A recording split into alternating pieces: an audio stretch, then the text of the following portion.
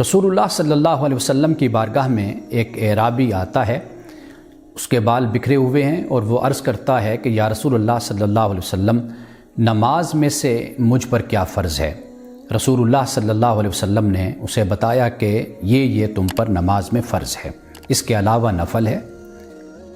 پھر وہ پوچھتا ہے کہ روزوں میں سے مجھ پر کیا فرض ہے؟ آپ نے فرمایا کہ رمضان کا ایک مہینہ یہ روزے فرض ہیں۔ اسی طرح زکوٰۃ سے متعلق پوچھتا ہے تو آپ علیہ السلام نے زکوٰۃ سے متعلق بھی بتا دیا۔ اس کے بعد وہ عرض کرتا ہے کہ میں نفل تو نہیں ادا کروں گا، لیکن میں فرض پورے ادا کروں گا اور ان میں کوئی کمی نہیں چھوڑوں گا۔ رسول اللہ صلی اللہ علیہ وسلم نے اس مقام پہ فرمایا افلاح ان صدقہ، یہ فلاح پا گیا اگر اس نے سچ کہا۔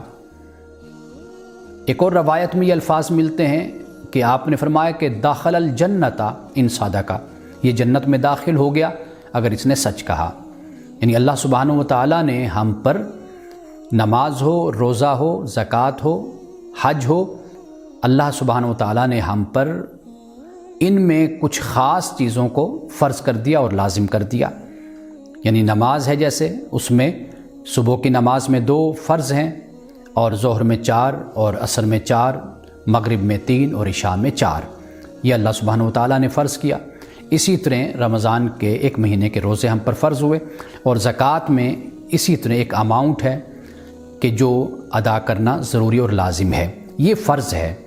اور یہ وہی فرض ہے جس کے بارے میں کل قیامت کے دن اللہ سبحانہ و تعالیٰ بندے سے سوال کرے گا، پوچھے گا، اور بندہ اللہ کی بارگاہ میں ان فرائض سے متعلق جواب دہ ہوگا۔